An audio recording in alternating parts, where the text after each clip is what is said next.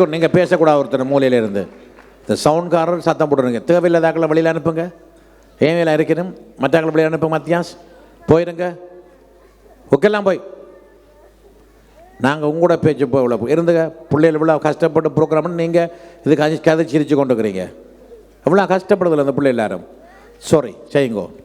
Psaume 23, Cantique de David. L'Éternel est mon berger, je ne manquerai de rien. Il me fait reposer dans de verts pâturages, il me dirige vers des eaux paisibles. Il restaure mon âme, il me conduit dans les sentiers de la justice à cause de son nom. Quand je marche dans la vallée de l'ombre de la mort, je ne crains aucun mal, car il est avec moi. Sa houlette et au bâton, ou l'amour et confort. Tu me dresses devant moi une table, en face de mes adversaires. Tu manges ma tête et ma coupe déborde. Oui, le bonheur et la grâce m'accompagneront tous les jours de ma vie. Et j'habiterai dans la maison de l'Éternel jusqu'à la durée de mes jours. Amen. Je veux partager avec vous Jésus à travers toute la Bible. Dans Genèse, Jésus est le souffle de la vie. Dans Exode, il est l'agneau de la Pâque. Dans Lévitique, il est le grand souverain sacrificateur. Dans Nombre, il est la nuée du ciel le jour et la nuée de feu la nuit. Dans Deutéronome, il est le grand prophète semblable à Moïse. Dans Josué, il est le chef de notre salut. Dans Juge, il est notre juge et législateur. Dans Ruth, il est notre parent rédempteur. Dans 1 et 2 Samuel, il est le prophète digne de confiance. Dans Roi et Chronique, il est le Dieu qui règne. Dans Ezra, il est le scribe fidèle. Dans Néhémie, il est celui qui rebâtit les murs détruits des vies humaines. Dans Esther, il est notre Mardoché.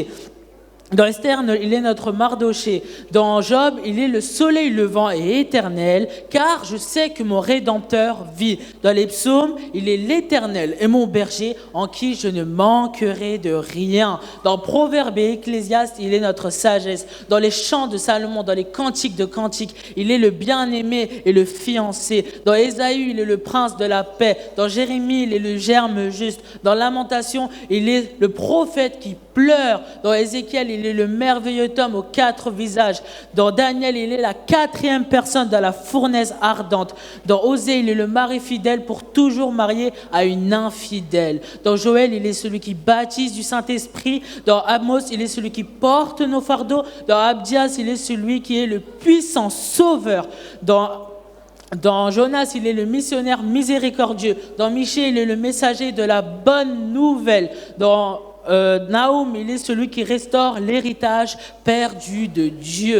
Dans Habakkuk, il est celui qui est évangéliste, il est l'évangéliste de Dieu qui veut raviver son œuvre au cours des années. Dans Sophonie, il est le sauveur. Dans Agé, il est celui qui veut restaurer l'héritage perdu de Dieu. Dans Zacharie, il est la fontaine ouverte dans la maison de David pour nettoyer nos souillures et nos péchés. Dans Malachie, il est le soleil de la justice et la guérison se trouve sous ses ailes. Dans Matthieu, Marc, Luc, Jean, Actes, il est le Messie, le Fils de Dieu, celui qui fait des miracles et le Saint-Esprit. Dans Romains 1 et 2 Corinthiens, il est celui qui nous justifie et nous sanctifie. Dans Galates, Éphésiens, Colossiens, Philippiens, il est celui qui nous a rachetés de la malédiction de Dieu il est celui qui nous a rachetés de la malédiction de Dieu, celui qui nous enrichit et celui qui pourvoira à nos besoins selon la richesse de sa gloire.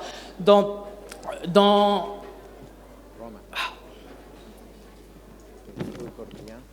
1 et 2